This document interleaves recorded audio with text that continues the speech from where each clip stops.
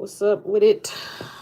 Um, it's Brittany tapping in. Oh, my phone wanna keep trying to slide off. Um, Tapping in today about how to start your healing journey. Um, this is part 6 of this series that I'm doing. Um, and today I just was like thinking about some of the stuff that I've been going through and thinking about the highs and the lows of healing.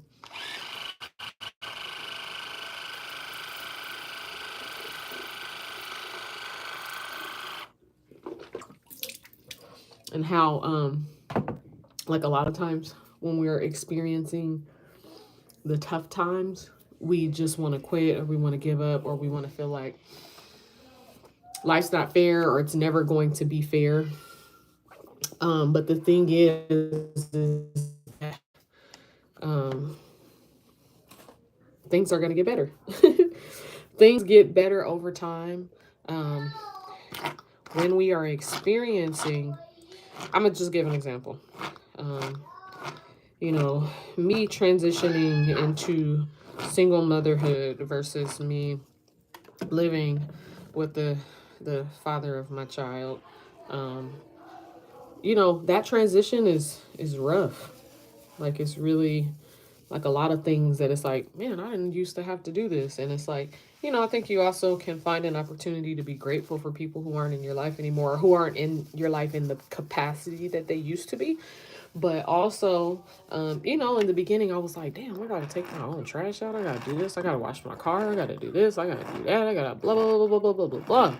And it's a lot, and that can be very discouraging. And it can be like, oh, just try to make it work, or also just even wanting to like fall into someone else's, companionship prematurely because you just are not used to handling different tasks that your significant other may have used to handle. And so, um, if you're handling things that are like, man, I ain't used to have to do this, and then you might end up going back into a toxic situation that you didn't need to be in. And I think when it comes to the healing journey, we have to understand that a lot of it is uncomfortable. A lot of it is like, oh, I don't know how I'm going to do this. Then, a year later, 2 years later, here you are washing your own car, taking out your own trash, doing your own laundry, doing this, doing that, cooking your own food. And it's like, I could do this. It might feel really, really difficult in the beginning, but if you really just stick to what your discernment, what your intuition is telling you, you'll realize that, like, I can do things without this other person. I don't need this other person, especially someone who is not necessarily, you guys are just, transitioning into another type of relationship, and maybe you just at capacity and have to make some adjustments. But it gets better. It gets better. You get stronger. You'll be okay. It seems not like that in the beginning. It hurts. And that's the part of healing I think that a lot of people don't talk about, is that it's like lonely. It's hard. It's a lot of things that come up. It's a lot of things that are um, difficult to deal with. Uh, and it's work. It's just like working out. It's like working out hurts. It hurts. It hurts during. It makes you tired. It's painful, but the rewards are amazing. You get health, longevity, strength. And so, I feel like emotional workouts are exactly the same. They hurt in the beginning. They're hard and it's frustrating and all of that in the beginning, and you build up that muscle. You build up the muscle to like, all right, it's like your energy level changes. You have the energy, you have more energy also because you're probably not experiencing the having to go back and forth with someone, as far as like just explaining yourself. I feel like when you're in relationships, it regardless of if it's a healthy relationship or not, it still takes, you still have to have the capacity to show up in a relationship, right? Um, Healthy or not. You have to have capacity to show up for your partner in a way that is supportive to them. So that is a challenge. And if you're not healthy yourself, and I'm not saying that people can't get together and become healthy with one another and change their lives, but I really do think it's important to take some time for yourself and be in solitude and learn how to accept the things that you need to work on. If that's, that's where you're at in your life, as far as like healing and learning, remembering yourself, remembering your inner child, remembering the ancestors that came before you, remembering what you're on this earth to do. And I say remember because some people are able to see, but a lot of us come here, and because of society and our family structure, are taught to forget a lot of how to connect socially and how to remember like ancestral information, ancestral technology, and wisdom. And so when you're trying to remember that, it is a rough process. It's difficult, because the thing is that you don't get to one side of something without like revisiting where things come from. And where things come from can be traumatic. It can be traumatic. Like I said, it can be very isolating. And if you don't, um, if you don't stick it out, you won't see the end of that tunnel, and you won't realize like, damn, like I can do this. I did do it. Like I actually really got to a point to where these things don't trigger me anymore, and I understand, and my perspective is completely different, and I look at things differently, and I'm feeling stronger. I'm having more days of me feeling light, feeling joyful, feeling happy. Less things make me feel sad. And not that there's nothing wrong with feeling sad, because I think that it's important for us to tap in and and to to just allow whatever emotions that we are experiencing to like flow and process. If you're sad, then allow your sadness to move through you, right? Lay down, get a blanket, get some tea, watch a sad movie, allow your tears to flow. And then I feel like, sometimes we are so like not used to being sensitive and vulnerable that it's kind of hard to access that. And I'm just saying, like, like a sad movie or something, because that may help to trigger it. And then once you cry, then once those tears are released, you receive clarity. And that is a scientific fact, that when you cry and you access your tears, you allow your tears to flow, it regulates your nervous system. So you think a bit clearer. Your nervous system is regulated once you release tears. So you release those tears, and then you receive the clarity, or you not even receive the clarity, you're able to process like what it is.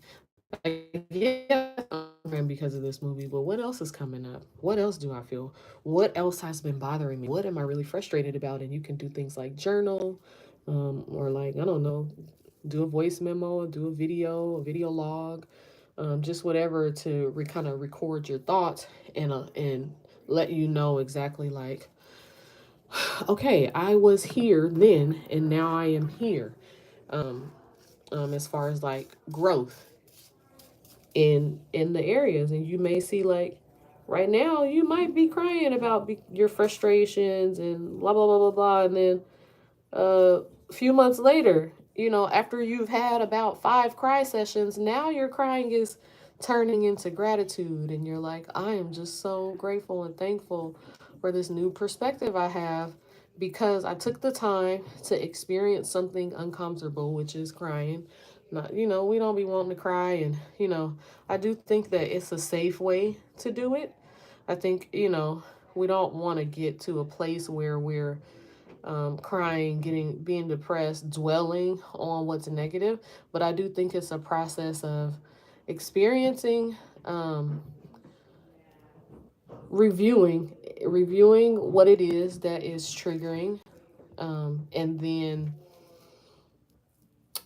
I like affirmations. I feel like yes, you can acknowledge where you're at, but you can't stay there. You have to pick yourself back up, and you can pick yourself up with affirmations. It can be like, yeah, today I'm really frustrated because it just did not go as I planned. I didn't have this, I didn't have that. This person really frustrated me because of blah, blah, blah, blah, blah, blah, blah. And then you affirm it. So yes, you get all of that out. You say how mad you are. You say how frustrated you are. You say how all the feelings you're feeling make you feel. And then you go back in there and you say, but I am resilient. I am smart. I am going to change the trajectory of my life. I am thinking of new ways every single day to continue to grow in my healing journey. I am just all these different things that you actually want to be, because you have to believe that in order to change your circumstances. And your circumstances aren't going to change like overnight. It's a process, and it's you having faith and you believing that, yes, I'm going through something right now, but I won't be going through this in this way forever. And what does this moment have to teach me? What does this moment have to offer me? And what can I learn? And how can I be stronger in my future because I'm learning from this particular moment? Um, so yeah, that's really all I got today. I'm gonna keep it short. I am like super tired. I've been going for the past few days, and I just finished washing my car, cleaning up, washing clothes, doing all types of stuff. And like, I'm tired, but I still did it. And to me, that's a reflection of the fact that I have more capacity. Like, I'm tired, but I'm not tired to the point to where I am like disabled and I have to lay down and my body is shutting down on me. I'm tired to the point to where, okay, we got, this is our finish line. We'll be done at 3:30. Okay, 3:30, I got you. I got some juice until 3:30. So I'm just was examining myself today and examining the fact that, I walked in my house, I went to the gym, came back home, really tired and like, oh, I don't want to do none of this stuff. And I did it. And like, as I was doing it, it was just like, boom, boom, boom, boom, boom, like go. I wasn't feeling like, oh, I can't do this. Oh my God, I don't want to do it. It really felt like, I had the energy to do it in the time because I had momentum. And, I just feel like I wouldn't have thought that me washing my car, me taking out the trash, like a few, probably like weeks ago, it was very frustrating. And the act itself isn't necessarily the frustrating part. I think what's frustrating is that you have all these like compound emotional, like thoughts or problems, and you like, not only am I having to take the trash out, I gotta wash the car by myself, I got bills on my own, I got this on my own, I got that. I'm holding all of these different things, and it's so easy to take out your frustration on one thing or one aspect in your life just because you got a whole lot of other things that need doing and needing tasks that need completing, and you're compiling all of that, and it's very easy for you to get confused emotionally and to know exactly where some of those emotions are coming from. So that's why it's important to take time to slow down so you can figure out what the process of, or what the why you're feeling the things you're feeling. You can kind of track. It's like tracking back on your footsteps. It's like when you lose something, right? You lose something and you're like, okay, what did I do? All right, I put my purse on the desk, then I hung my jacket up, then I went to the bed. And it's like, it's the same thing with healing. It's like, okay, so I remember when this happened when I was like 10 years old, and then this happened, and then you start to connect the dots. You start to connect the dots, and when you start to connect the dots, you can find your remedy. Pun intended. But yeah, you can find your remedy, and you can seek out resources, seek out information, seek out knowledge around, okay, what do you do when you experience this, right? And I don't have all the answers. We on YouTube, there's plenty of resources on YouTube. I just say really tap in with your own intuition and your own discernment. Take your time when you are integrating yourself into healing modalities. Do your research, know the practitioners, know their energy, know their history, know what community they come from, what they believe in. Do your research. Don't just be going throwing yourself on anybody who's on the internet doing readings. You know what I'm saying? You cannot do that. And that's not, to me, what healing looks like. Healing is a long, hard, uh, grimy ass process. It's a grimy ass process doing healing work. It's ugly. It's ugly, but it's beautiful. So you do your due diligence, you do your research, you find out, like, okay, if I experienced depression as a teenager, what are some things that help regulate your nervous system pertaining to depression? And some of those things may be working out, hiking. Don't just go to the nearest person and be like, hey, I want to work out. Figure out what works for you. You might want to start, and it's just about easing your way into things, not thinking that your healing process is going to just happen. It is a lot of work. So you may start out just doing little light walks, right? And then the light walks might start to feel like, this is easy. I've been doing this. I also get something out of it. And then the thing that you get out of it uh, concerning the healing, right? So like say you're walking, and then those walks, a lot of things are starting to come to you. A lot of things that you're remembering are starting to come to you. You may take that walk, and when you get home, you burst into tears and you cry.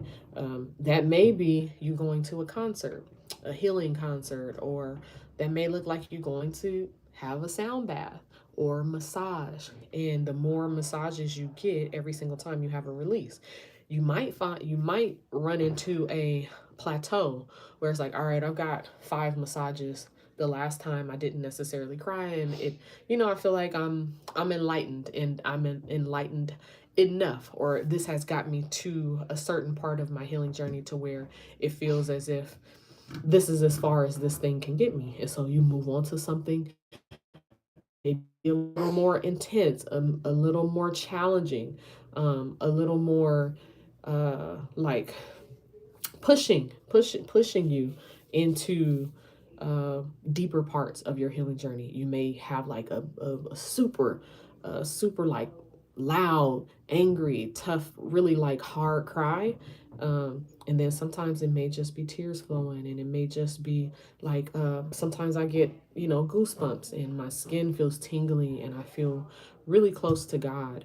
And I'm able to talk to Him, lament. I'm able to just be in His presence, and say and get everything out that I need to get out in a way that is not ego driven, or uh I don't know, just me asking for something, but really just being grateful, thankful for the clarity that I'm having, and uh expressing my appreciation for the clarity, therefore inviting more clarity in.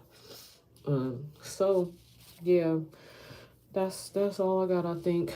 Um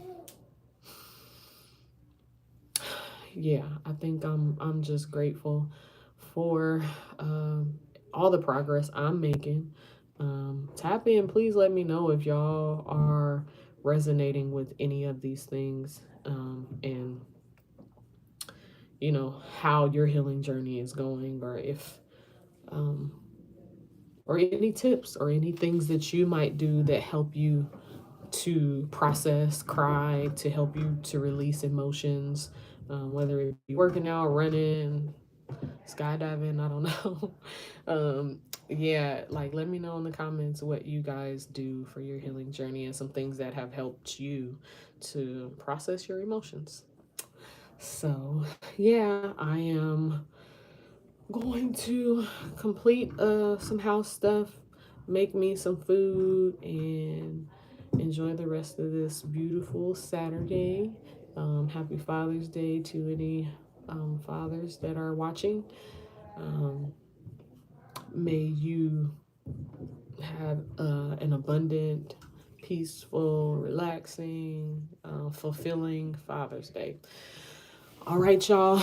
Peace and blessings. Tap in, share this video if it resonated with you and you want someone else to hear the message. My name is Brittany, and I'm out. Peace.